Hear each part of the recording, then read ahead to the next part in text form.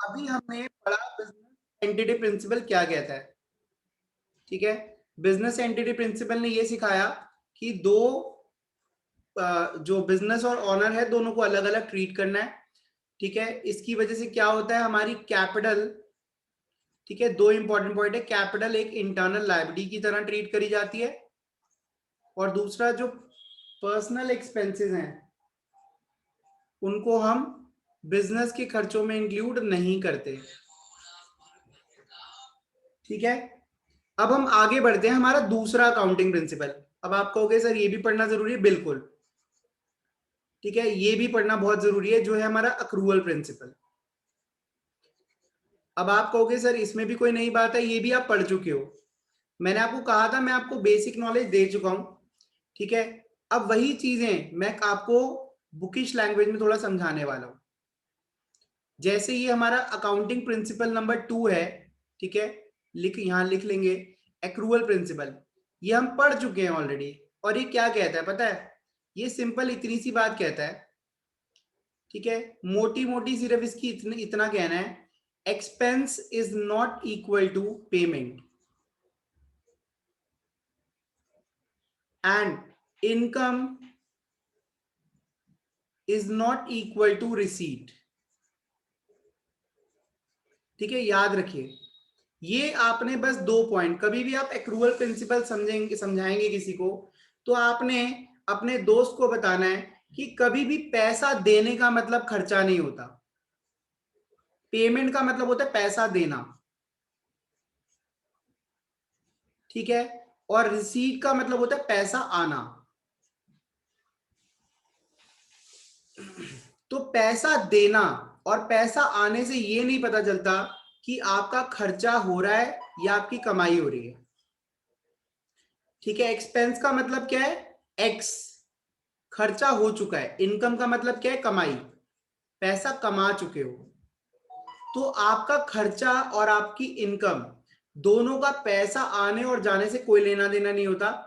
इसका मैं एक छोटा सा एग्जांपल लेता हूं। जनवरी मंथ में, जनवरी नहीं, अभी मंथ चल रहा है हमारा, अभी हमारा मंथ चल रहा है मई। मई 2021 के महीने में मैंने अपने एम्प्लॉयज को सैलरी पे करी। सैलरी पे करी 2 लाख। ठीक है, और कुछ सैलरी अभी देनी बाकी है, ड्यू है, बट नॉट पेड। 50,000 रुपए मैंने अभी देने हैं। अब आप अगर मुझसे आप पूछोगे, या मैं अगर आपसे पूछता हूं कि बताओ मई की सैलरी, मई का सैलरी का खर्चा कितना हुआ, तो आप मुझे ये बताओ, आप क्या आंसर दोगे कि मई की सैलरी मैंने 2 लाख रुपए पे करी है, 50,000 अभी पे करनी है, अभी पे करनी बाकी है, करी नहीं है, मेरी तरफ से पेंडिंग चल रही है। तो बताओ मई में मेरा खर्चा कितना हुआ। मैं कर रहा हूं, आप कहीं पे जॉब कर रहे हैं, आपकी मई की सैलरी बनती है 50,000, 30,000 आपको मिल गए, 20,000 अभी लेने रह गए। ठीक है, अगर आपसे कोई ये पूछता है कि आपकी मई की सैलरी कितनी है, तो क्या आप उसको ये आंसर देंगे कि आपकी मई की सैलरी 30,000 है, हाँ या ना। आपको मेरी बात क्लियर हो जानी चाहिए कि जब हम अपनी कमाई के बारे में बात करें तो हमें पता चल रहा है कि हमने 50,000 कमाए हैं, तो हमारी 50,000 कमाई है जिसमें से 20,000 अभी लेने बाकी हैं। तो ऐसे जब आप खर्चों के बारे में बात कर रहे हो, तो खर्चा आपका कितना हुआ है, खर्चा आपका पूरा 2.5 लाख हो चुका है। जानवी का आंसर बिल्कुल ठीक था, हमारा एक्सपेंस जो है वो 2,50,000 हो चुका है, जिसमें से 2 लाख हमने पे कर दिए, 50,000 अभी पे बाकी हैं। तो इसका मतलब पैसा कितना गया, पेमेंट तो गई हमारी कितनी, पेमेंट तो गई हमारी 2 लाख। लेकिन अगर कोई आपसे आपका खर्चा पूछेगा, तो आप क्या खर्चा 2 लाख बताओगे, नहीं, आप क्या बताओगे, खर्चा कितना हुआ है, 2.5 लाख। क्योंकि वो दो, आपने काम तो 2.5 लाख रुपए का करवा लिया ना लोगों से। नेक्स्ट, ठीक है, पहला पॉइंट था, अभी और समझ आएगा, आगे देखिए। आज है 24 मई, आज मैं मार्केट जाता हूं और मार्केट से माल खरीद के लाता हूं। तो मैंने गुड्स परचेज करे, परचेज गुड्स, मैंने 50,000 रुपए का माल खरीदा, ठीक है। 50,000 रुपए मैंने माल खरीदा और मैंने सारा माल उधार खरीदा है। अब आज मुझसे घर पे आके पूछते हैं कि भाई आज कितना खर्चा हुआ, तो बताओ मैं क्या जवाब दूंगा? अगर मैं आपके हिसाब से खर्चा तो 0 हुआ, क्या ये बात सही होगी कि आज मेरा कोई खर्चा नहीं हुआ? चलो मैं अपना आंसर थोड़ा क्वेश्चन, मैंने 50,000 का माल खरीदा, मैंने 50,000 का माल खरीदा, लेकिन जो मैंने पैसा दिया वो दिया 20,000, तो आज मेरा एक्सपेंस कितना हुआ? Answer is 50,000. एग्जैक्टली 50,000। यहां पर भी मैंने पैसा तो दिया 20,000, लेकिन खर्चों में 50,000 आ रहा है। ऊपर वाले एग्जाम्पल में भी पैसा दिया था 2 लाख, लेकिन खर्चों में आ रहा है 2.5 लाख। इसका मतलब क्या है? इसका मतलब ये है कि जब मैं पैसा देता हूं वो होता है पैसा पेमेंट करना, जरूरी नहीं मेरा खर्चा भी उतना हो, खर्चा कम भी हो सकता है और ज्यादा भी। मैं होटल में जाता हूं अपने दोस्तों के साथ, ठीक है, होटल में जाता हूं, 2,000 रुपए का खाने का बिल आ गया। अब लड़ाई चल रही है, जानवी कहती मैं दूंगी, खुश कहता है सर मैं दूंगा पैसे, सब लड़ पड़े आपस में। अब एक बात बताओ, अभी कोई बिल पेमेंट नहीं हुई, क्या हमारा एक्सपेंस हो चुका है, हाँ या ना? Sir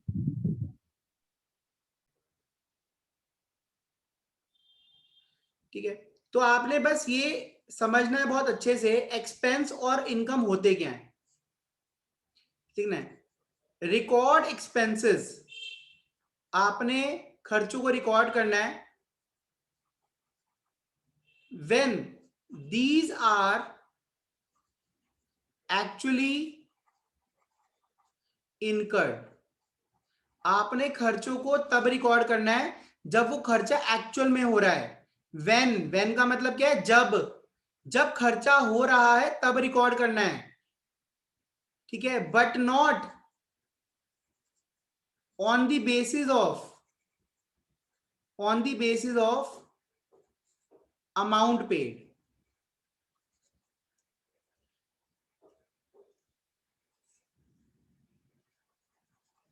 when amount is paid।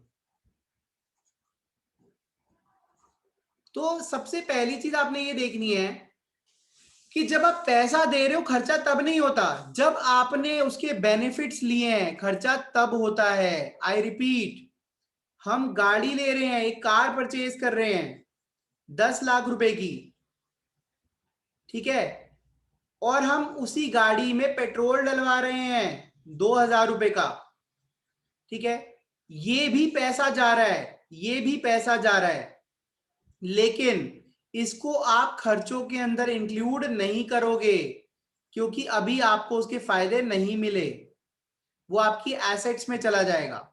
लेकिन जो आपने पेट्रोल डलवाया आप उसको खर्चों के अंदर इंक्लूड करोगे क्योंकि उसके बेनिफिट्स आप इस साल में उठा लोगे, ठीक है, या फिर वो खर्चा आप यूज कर चुके होगे। मैं रिपीट कर रहा हूं कि आपने पेमेंट चाहे 10 लाख की करी हो, अमाउंट डजंट मैटर, या 2,000 की करी हो, आपने ये देखना है कि क्या वो खर्चा हो चुका है, क्या वो खर्चा हुआ है या नहीं हुआ। Record expense when these are actually incurred and benefits are availed. आपने उसके फायदे ले लिए हैं। आई रिपीट, एक और एग्जांपल, मैंने मोमोज वाले के पास गया, मोमोज वाले को 500 रुपए दिए और मोमोज वाले ने मुझे उसमें से 300 रुपए के मोमोज खिला दिए। अब आप मुझे बताओ मेरा खर्चा कितना हुआ, आज मेरा खर्चा कितना हुआ, फटाफट बताइए। 300। नेक्स्ट एग्जांपल देखिए, मैं मार्केट जा रहा हूं अब, ठीक है, और खुश को साथ लेके जा रहा हूं। अब मैं मार्केट गया 24 तारीख को, 24 मई को, और 2 लाख रुपए का माल ले आया, मैंने परचेज कर लिए गुड्स, ठीक है। अब मैं 25 तारीख को मार्केट गया और 40,000 रुपए उस बंदे के देकर आया, फिर मैं 26 तारीख को मार्केट गया, मैं 50,000 रुपए देकर आया। फिर मैं 30 तारीख को मार्केट गया और 1,10,000 रुपए देकर आया। मेरा छोटा सा क्वेश्चन आपसे ये है कि मेरा खर्चा जो है 24 मई को कितना हुआ था? 2 लाख। 2 lakhs. 25 मई को कितना हुआ?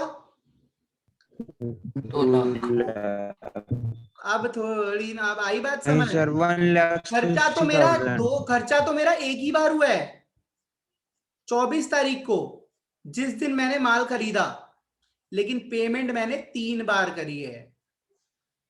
तभी मैंने आंसर ये, तभी मेरा कॉन्सेप्ट क्या कहता है, payment is not equal to expense. खर्चा मेरा 2 लाख का हुआ, कब हुआ? 24 तारीख को।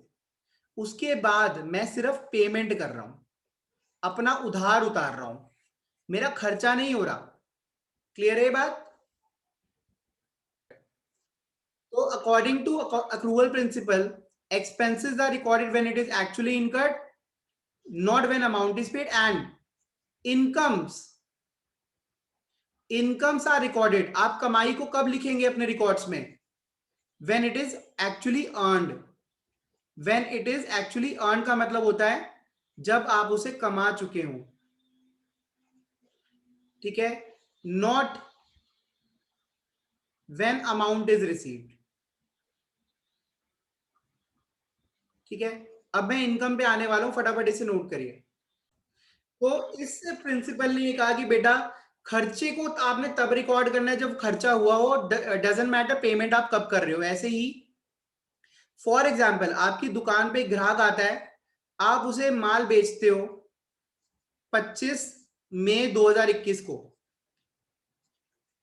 2 लाख रुपए का माल बेचते हो, और आपको जो पैसा मिलता है, अमाउंट जो रिसीव होता है, वो होता है 28 मई को, ठीक है, 1.5 लाख रुपए, और 30 मई को बाकी का 50,000। तो आप बताइए, आप अपनी इनकम को, कमाई को किस दिन रिकॉर्ड करेंगे? फटाफट बताइए। 25,000 सर, 25 को। एग्जैक्टली, सर 25 समझ आ गया। आपने भी यही देखा कि भाई माल तो मेरा 25 को बिका है, तो मेरी कमाई जो है 25 को हुई है। इस दिन क्या हुआ फिर? इस दिन वो कमाई होगी? नहीं, इस दिन हम उसको क्या बोलेंगे? रिसिप्ट। समझ आ गई बात? फर्क पता चल गया? Yes sir. हाँ, ये फर्क है। अब आते हैं नेक्स्ट एग्जांपल इसी का। एक और एग्जांपल, रीबॉक कंपनी, आपने सुना होगा।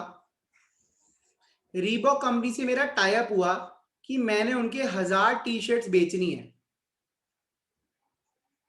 और मुझे वो पर टी शर्ट 100 रुपए कमीशन देंगे। पर टी शर्ट वो मुझे कमीशन देंगे। और तुम्हें तो पता ही है, हम हैं टैलेंटेड लोग, ठीक है? हमने 1000 की 1000 टी शर्ट बेच दी, ऑल सोल्ड, ठीक है? और मुझे जो कमीशन मिली,